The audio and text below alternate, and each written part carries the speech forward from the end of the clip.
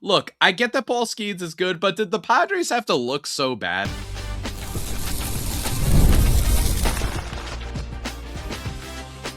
You are Locked On Padres, your daily San Diego Padres podcast. Part of the Locked On Podcast Network, your team every day. Greetings, ladies and gentlemen. As always, I'm your host with sometimes the most, Javier Reyes. And on today's episode, the Padres offense goes dead, super dead quiet. Some real concerns with better competition and an update on Joe Musgrove and Nick Pivetta. And also, why not, as a bonus, why I am an idiot. But not before we give some props to Michael King last night, showing up in a pitcher's duel for the everydayers who tune in every single day on this podcast to get your Padres, your fill of Padres. Remember, subscribe wherever you get your podcast from. Follow me on social too. We talked about how last night's game, especially coming off of the loss, not only felt important, but it also felt like a game that could be a nice little test because you've got your number one going against a decent, I know that their record isn't great, the Pirates right now, but remember that the National League is a lot more competitive, right? There's a difference between a team that's bad in the American League versus a team that has a bad record in the National League, right? There's only 3 teams with a positive run differential in the American League. I'm sorry, is it 4? It might be 4, actually. Maybe 4 or 5, whatever. And then in the National League, almost every team that's vying for a playoff spot is actually pretty decent. Even the Nationals, who are 62 and 72, they have a plus 18 run differential, right? There's been good play this year in the National League. And what happens? The Padres go up against some of the best, and then they just completely flounder. Michael King gives them the best they could possibly have. It's nice to see that Michael King's past few starts, it just feels like he's shown up in a big way. He's given up a couple big hits, right? I get that. That's fine. He gave up a big home run in his last start against the Mets, and he also gave up 2 home runs in his start before that. He's been very home run prone. Doesn't do that in this game against, again, a very solid Pirates team. 7 innings, no earned runs, 5 hits, 2 walks, 7 strikeouts, his most strikeouts in a start since July 22nd. I was just really impressed with the guy. I thought that part of the equation, that part of the, if this was a little bit of a Padres playoff preview, that part of the equation came through. And I think that I don't know, maybe I'm just overlooking the start. I just really feel like going up against Paul Skeens, that you needed a good start from Michael King. You needed him not to get hit by the long ball, and he was really, really good. 15 whiffs on his pitches as well. Not a lot on his sinker, which was his most used pitch, but 7 on his fastball, which I really love to see because his fastball is not the same that it used to be. The velocity was very good as well. Saw a little bit of an uptick, actually. And then 5 whiffs on his changeup. Just looked really, really sharp last night, man. And he only allowed 2 hard hits. Genuinely great start from Michael King. And it has me a little bit confident in him if there were a playoff start that he were to make. It just really stinks that, speaking of playoffs, by the way, because the Padres lost this game, they are now just 1 game up on the Diamondbacks. They could have potentially been multiple games up if they hadn't blown Monday's game. And then yesterday, it stinks actually because I actually thought the Diamondbacks were going to lose. But then the Cubs just completely blew the lead. It was bottom 8, 4-1, and then the Cubs blew the lead. And the Diamondbacks ended up winning 5-4. So good stuff there. Now it's just a 1-game lead. So they really need to go out and win today's matchup. But I just want to give a lot of credit to Michael King. And Mason Miller, unfortunately, is the one person who gives up a run in this game. Adrian Morejon makes an inning appearance, which I was actually really impressed with, considering that he pitched 2 innings the night before, which makes today's game really rough, by the way, because you've used so much of your bullpen. So I don't know how much they're going to have available in this series ender. But Mason Miller ends up giving a home run up, the only run of the game scored, to O'Neal Cruz. Again, this Pirates team is not too bad, man. If you actually look at their offense, if you look at how they've done this year, and if you look at the fact that they don't have a lot of great players in terms of their overall roster that you would expect to be great, their offense has been genuinely sensational. They're 4th in batting average, 3rd in runs scored, 12th in home runs, 4th in on-base percentage, and 10th in slugging percentage. They've been a very good offense, and I think that when you look at their roster, that's a little bit surprising. Yes, they had a nice breakout prospect that came up this year in the form of Connor Griffin. I get that. But even still, it's O'Neal Cruz has had a pretty solid season, all things considered. And then Brandon Lowe started off hot, but he's still, he's waned a little bit, but he's still got 27 home runs. Brian Reynolds, who had been one of the most overrated players in baseball the past few years, he's had a good season. Nick Gonzalez has had a 112 WRC plus in 112 games. They've just had a lineup full of solid guys. right? Not necessarily world beaters, but they do have Esmeralyn Valdez, who hit a home run in the first game. Or was it him that hit a home run? I forgot. But he had a big hit. He's at a 132 WRC plus this year, or 143. Like they're it's just a really solid team. Even Ryan O'Hearn has been good for them. So again, it's really cool to see Michael King show up. I'm not mad at Mason Miller because he had to pitch the inning before. And again, if the Padres offense doesn't decide to start off both extra innings with bunts that end up being pop outs, the Padres potentially win that game. And then this loss doesn't sting as much. And last night made me feel not only worried about the Padres coming when they face coming to a big matchup and against a good pitcher, so i.e. what could happen in the playoffs. Not only did it make me nervous about that possibility, it's also made me nervous that this team is probably, let's just be honest, and I'm not saying that this was something that I would have also said prior to this series, but it really feels like that final wild card spot is going to come down to that last series of the year against the Arizona Diamondbacks. They finish their year September 22nd, don't miss it, against the Dodgers in LA, and then they play Arizona at home. Yes, they've got some favorable matchups, right? Outside Tampa Bay, who they've got this weekend. Then they've got the Reds, they get the Yankees, but then they have 3 against the Nationals, 3 against the Giants, 4 against the Rockies, 3 against the Marlins, who aren't too bad. Like, they do have some teams that shouldn't scare you. But I just think it says so much. I'm doing a thing. I'm not using stats. I'm just looking at last night's game and saying, you had your ace out there. They had their ace out there. Your ace showed up and your offense didn't do anything. And it stinks because it started off nice. Fernando Tatis Jr. hits a double to start this game right off of Paul Skeens. And I know some people might be thinking, Javi, he's not really. He says like a 3.9 ERA this year. Yeah, well, his peripheral stats suggest that he's been getting a little bit unlucky. He has a 3.01 whip prior to this game. Right. So it's like he's still good. He's just had a little bit of an off year, but he's still very, very good. And your offense didn't show up, which you get a little bit of an excuse there. And then they did not show up against Camilo Duvall and Gregory Soto and Montgomery and all those guys. The bullpen for the Pirates has been very good, at least in the second half and especially August this year, up there in the top 5 in every category. So I just felt like this was a show of strength that the Padres could have made coming off of a really devastating loss on Monday in which Jackson Merrill just completely fluked it. And Craig Stammen and company also, I think, really fluked it. And yet here we are losing 2 games against the Pirates. You had an opportunity to come into this weekend series against Tampa, one of the best teams in Major League Baseball.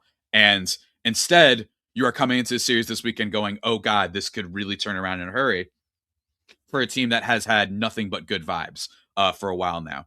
Really don't like to see that. I am nervous, and I'm sorry. I just thought that it was a show me game for the Padres last night. Michael King showed me he's ready, I think, in these big starts to show up. He's also shown up against better teams. I think against the Dodgers as well this year. He's had some great starts. But last night it went to waste in what I think was one of his best starts in like the last couple months, frankly. That's how unhittable he looked. But folks, we're not done yet. We got to talk about some other pitchers, not just Michael King, because there's some other guys who might be important come playoff time. And that's Joe Musgrove and Nick Pivetta. Injury updates and more coming your way.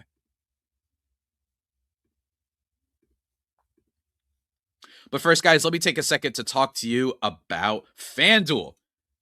Baseball fans, if you think you know who's hitting a homer today, FanDuel is giving you a free chance to call your shot with daily dingers. It's easy to play. Just make your free pick for who you think it will hit a home run in their game. If you're right, you'll receive a profit boost to use on your next bet for a chance at extra winnings. Best of all, you can make a free pick every day throughout the MLB season. Daily Dingers is another fun way to stay engaged with every day's games, whether you're following your favorite team or keeping an eye on matchups across the league. Every game has someone capable of going deep. Now you get the chance to make your prediction before first pitch. That's right. Before every pitch, try it. Try and play your game today with Daily Dingers. Join all the action at FanDuel.com. That's FanDuel.com to play Daily Dingers and make your free pick on who's hitting a homer. Play ball and swing for the fences on FanDuel, an official partner of Major League Baseball.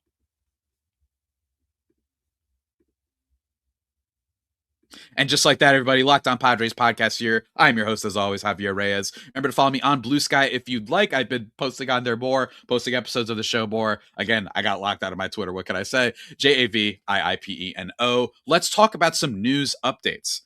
and that is concerning one Sir Nick Pivetta and one Sir Grand Sir, dare I say, Mr. Joe Musgrove. Nick Pivetta went 3 innings in a single A rehab start yesterday.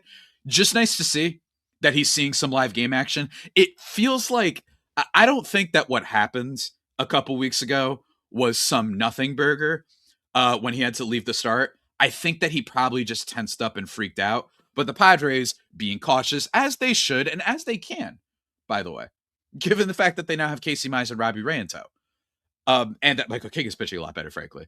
But with all that, they can afford to be more patient, and especially now since he wasn't able to reach that deadline, the Padres have all the control over Nick Pivetta. So frankly, it might also be Pivetta that's like, hey, let me take my time, show that I'm still healthy because I'm a full-fledged free agent after this year, more or less, unless the team decides to pick up his option, which I don't know if that will happen, but we'll see. We'll see. I don't think it will, but we'll see. So 3 innings, went off without a hitch in terms of any injuries or anything like that. So I like that. Still think he's a little bit ways away, but I can definitely foresee, because there was no update, at least any update that they shared publicly, that he had actually like hurt himself in the last start. Because remember, right after that rehab start in which he went viral, and at least baseball viral, you guys know what I mean when I say that. I don't mean that it's showing up on a CNN reel. That he took himself out of the start.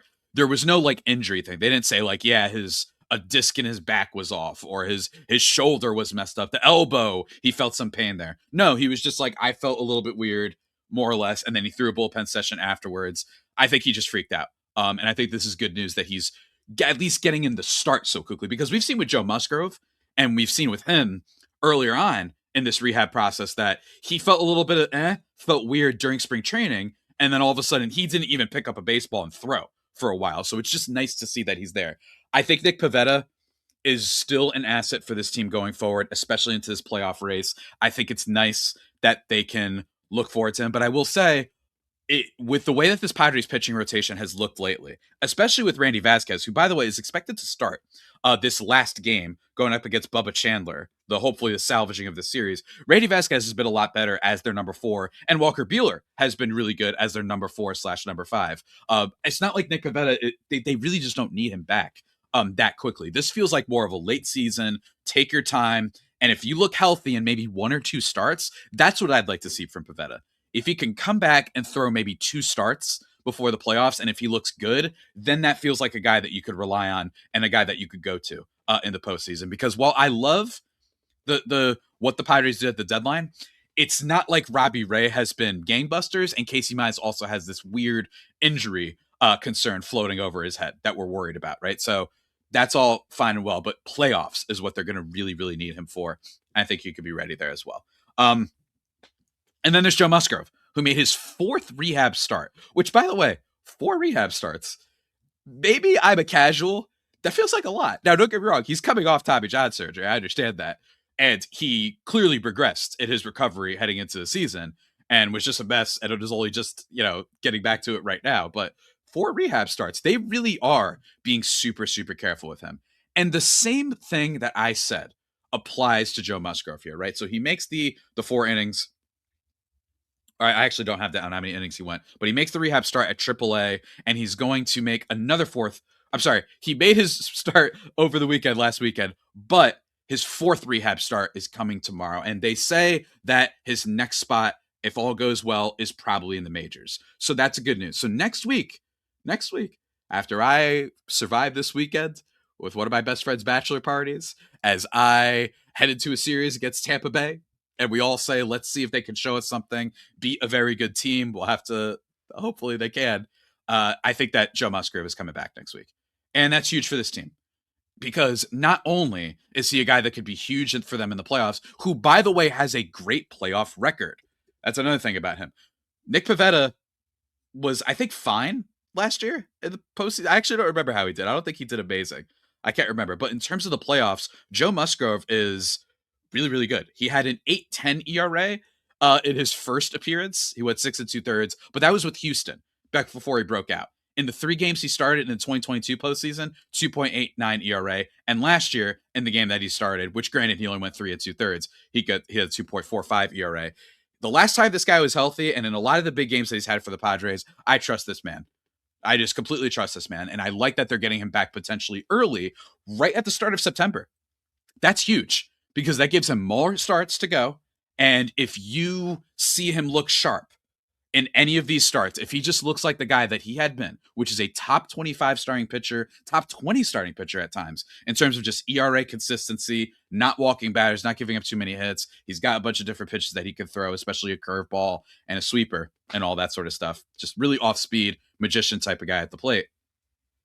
Then the rotation goes. Michael King. I think Joe Musgrove could be the second starter in a playoff series. Frankly, if he looks great in a series in September, if he looks great, I could actually see them being like, you're our game one starter. I know that sounds crazy, and it probably is, but I just think he's the heart of this rotation and has been so for a while. I know they've had some really good pitchers over the years. I know Dylan Cease and Nick Pivetta, frankly, last year, and Blake Snell literally won a Cy Young for them, have had better highs, but the consistency and the Java Joe coffee shop and being a San Diego native, trading for him right before he broke out, being the one who broke the Padres curse for the no-hitter. I think they have such a respect for him and a trust with him that if he looks, keyword here, great. I'm talking like his 4 starts, he goes at least 5 in each, doesn't give up more than 2 runs. I think I could see him starting game 1 of a playoff series. Or at minimum, I think he's starting game 2. Because I'm really concerned about Casey Mize. I think Javier Reyes is a depth piece for the most part that can be pretty solid. But in a playoff series against the best teams, with the strikeout rate and all that stuff down, I could see a world in which they go to Joe Musgrove second. And then we'll have to see what's going on with Nick Pivetta. But all in all, this rotation, if they get these guys back, is great. They're going to have a lot of starting pitchers. And they have a great bullpen too. So worst comes to worst, you get to go, hey, Joe Musgrove, Nick Pivetta, both of you are starting this game, or both of you are going to go a certain amount of innings. You can do a lot with this. I have a lot of questions about Mr. Craig Stammen, which we talked about yesterday, whether or not that was a microcosm, the Monday game, of this guy might cost them a playoff series. And those big moments, make a mistake, or the team will make a mistake that you're just not used to them making, right? They didn't make it under Bob Melvin even, and certainly didn't make it under Mike Schilt. So we'll see how it all pans out. But this is good news. This is good news for the Padres. Obviously, it would have been great if they had Nick Pivetta all year and he hadn't gotten hurt. It would have been great if Joe Musgrove didn't have one of the longest recoveries and longest timetables for a recovery that I've ever seen for a pitcher coming off Tommy John. Genuinely mean that. I'm not saying that there have been guys that have done worse and gotten worse after they came off. That's not what I'm saying. I'm saying that he didn't pitch major league innings in like 18 months. Or maybe 20 months. I don't even know how long it's been, actually. It might be even longer than that. That to me is just genuinely wild. Like, this has been a long road to recovery, but all sounds good. He says he hasn't felt this good since 2024. So I'm really excited. And this Padres rotation is going to need them, especially in the bigger series, not just in the playoffs, but also down the stretch against these other good teams like the Yankees, like the Dodgers, like the D-backs, and frankly, even like the Marlins. It's a good team too. Solid team. I know that they are really, like, there's still ways out of it. They're like 3 games back, but they're a solid team. They could go on a run. It's all about who blinks first now when it comes to this last wild card spot. So we'll have to see how the Padres do in the last game of this series and how these guys recover. But folks, I also want to respond to some more mailbag questions, specifically some mailbag questions that are trolling. We're going to have a little bit of fun on this hump day extravaganza before this 4 o'clock and then 7 p.m. Pacific time game kicks off.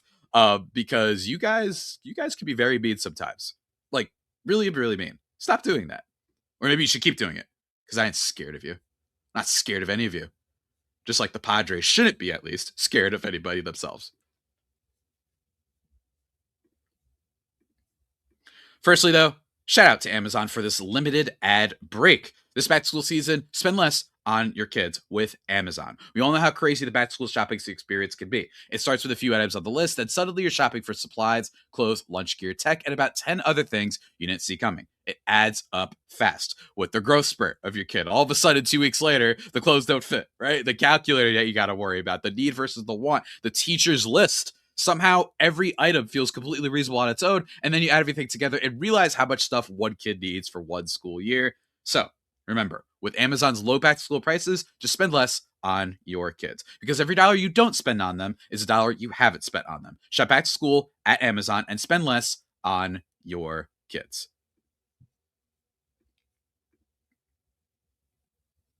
Just like that, everybody, Locked On Padres here, your host, Javier Reyes. Remember, reach out, lockedonpadres at gmail.com. This will be the final time I check my email for the weekend and whatnot. Check that out. Email me. We will have a big mailbag on Monday, and hopefully it'll be a little celebratory because of a great series in Tampa. We'll see how that goes. But some of you sent me some mailbag questions that I didn't get a chance to get to, and some of these are a little bit old. And the first one that I want to talk about is one that says that I'm an idiot.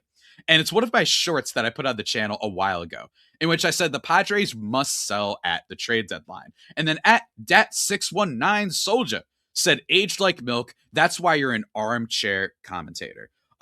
With the laughing emoji. Ha ha ha. Yeah, I think that my stance back then is pretty, fair. I think that, so there's two things here. Number one, the Padres looked bad. Really, really bad. This was one of the worst offenses in baseball. And also, the precedent that has been set in general in baseball is that you don't go from having a bottom three, at best bottom three offense, to one starting pitcher you can trust. And then at the time, Walker Buehler, who was the second best guy, who had a high fours to low fives ERA as your number two starter, and say, how the heck did you not think that team would turn it around? You're an idiot, Javier. You're an idiot. Just add a little accent on my name real quick. I stand by my take that at that time, when I had posted that short, which was about 2.5 weeks before the deadline, that the Padres should have sold. I do think that what was a fair retort, obviously this is a bad faith comment, people are just trying to be mean, but I do think that it would have been fair to ask me, hey, maybe it wasn't just a question of should they sell. Maybe it should have been well, will they sell? Because AJ Preller is super aggressive. They've got all these big contracts. They don't have much of a farm system. What could they sell if they wanted to? My response is I did think that you could get stuff for Michael King. I thought you could get a crap ton for Mason Miller, which they did explore. Reportedly, he was being shopped around. You could go look at Jeff Passan articles. He said the market was robust. Everybody wanted him. But the Padres, rightfully so, by the way, there's a little bit of an adage that I've seen from some people that are like, wow, the Padres getting greedy. Who do you guys think you are? You have nothing to trade except for Tatis and Merrill, and you're not trading those guys, and your team is terrible. So obviously you better just get what you can from Mason Miller. No, we're not going to do that. I know we're a small market team and everybody just wants them to trade everybody. You know what I mean? Just trade everybody to the big market teams. Give up Mason Miller for Spencer Jones and I don't know, Camilo Duvall, and then call it a day. Right, so that way the Yankees could get their all-star closer. I get it. I get that that's what people want them to do. But I think Preller approached the trade deadline really well. And the reports are basically, and Jeff Passan mentioned this also, he was like, yeah, he's asking if you want Mason Miller. It's like, yeah, you got to give me Jesus Mate.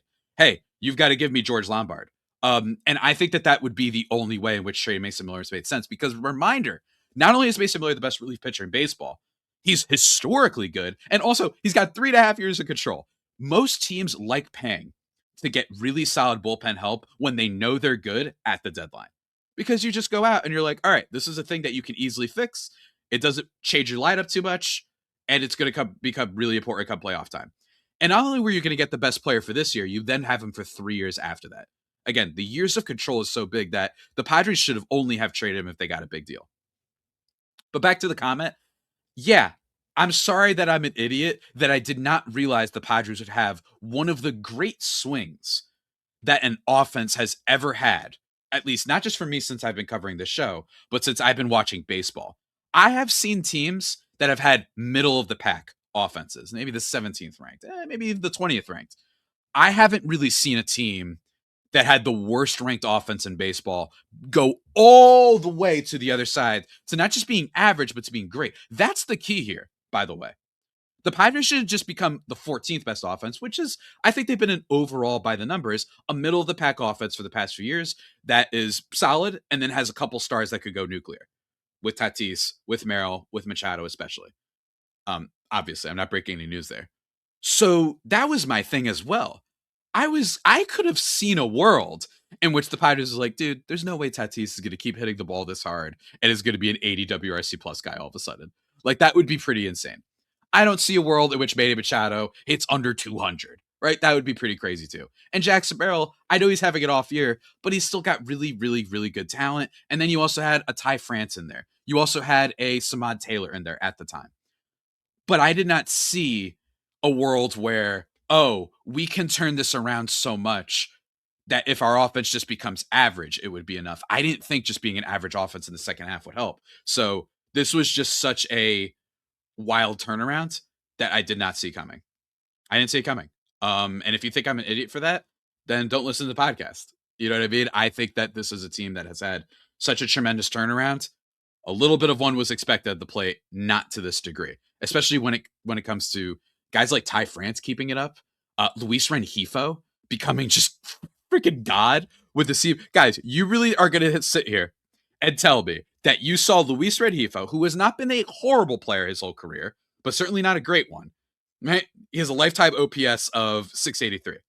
That he was going to post a 534 OPS with the Brewers, not a stupid team, come to the Padres and have an 820 OPS, slashing 305, 388, 432. You're telling me that's what you thought would happen? He's been one of the best pickups in all of baseball this year. And Ty France too, although Ty France has been the whole year. So that's my take. I think that the Padres, I'm still confident they could still make the playoffs. And then lastly, for why I don't think I was an idiot to say they should sell, although this part maybe I should have expected, I did not realize that they were able to get better than 4 or 5 quality starters, right? I think that Robbie Ray is at best could be a 3 in a very good rotation, and you feel great as a 4. And then Casey Mize, I think, is an excellent 3 and an okay 2. I did not think that was necessarily on the table. But here's what I want to end my discussion of this with. I've been talking on this show for years, although not as much this year, that we always assume what it's going to take to get players.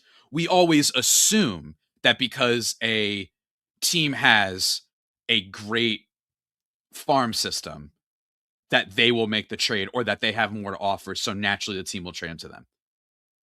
I did not listen to my own rule in that sense because the Padres are more aggressive than these other teams. Look at the Cincinnati Reds, man. They had players that could have been great rentals for other teams, and they were bad, and they didn't sell them, and they didn't buy. They just sat there. The Brewers have one of the best teams in baseball and a pretty solid farm system, and they didn't go out and buy. Instead, when they go up and face LA, good luck with your Mizorowski and Kyle Harrison combo when they throw Yoshi, Glasnow, Snell, and Tarek Skubal at you. I just don't see it happening.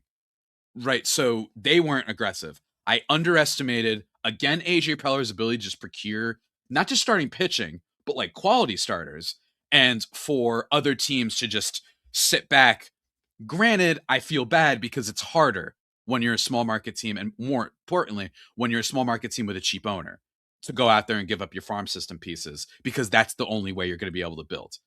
Sorry, Dodger fans, not everybody has the backdrop of unlimited money until 2035, essentially, to be able to go out there and trade a bunch of prospects because they know that's the only way we're going to get better. We can, if it doesn't work out, we can't just spend a ton of money on a free agent. And by we, I mean, I'm talking from the perspective of people who don't have money. The Padres famously just introduced their new ownership group and Kwanzaa Jones and Jose Feliciano the other day, and they're all into it. And the Padres have a lot more money to go out and spend even before this new ownership thing came out. The Padres have been big spenders, as evidenced by their current payroll.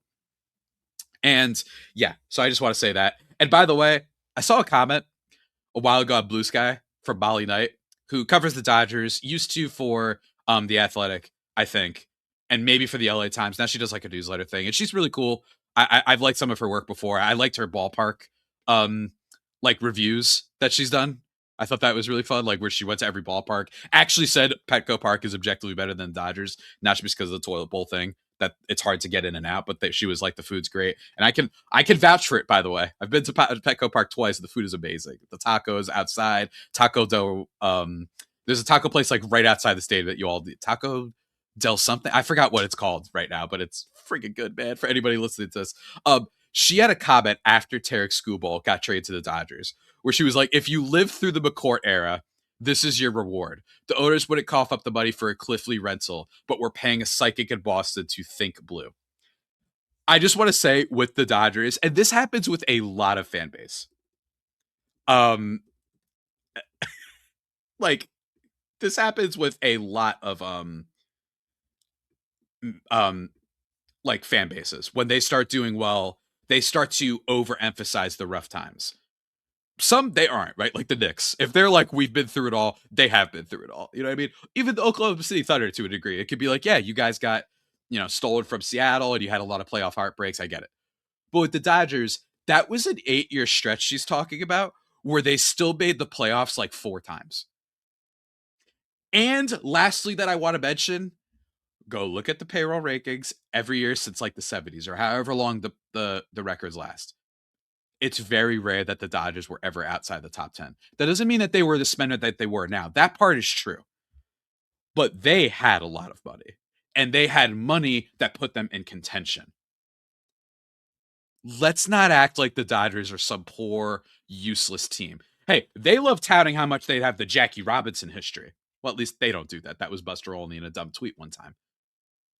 You guys are a very relevant franchise. And I think that this implication that won the McCourt era was absolute just damnation, I think is extremely exaggerated.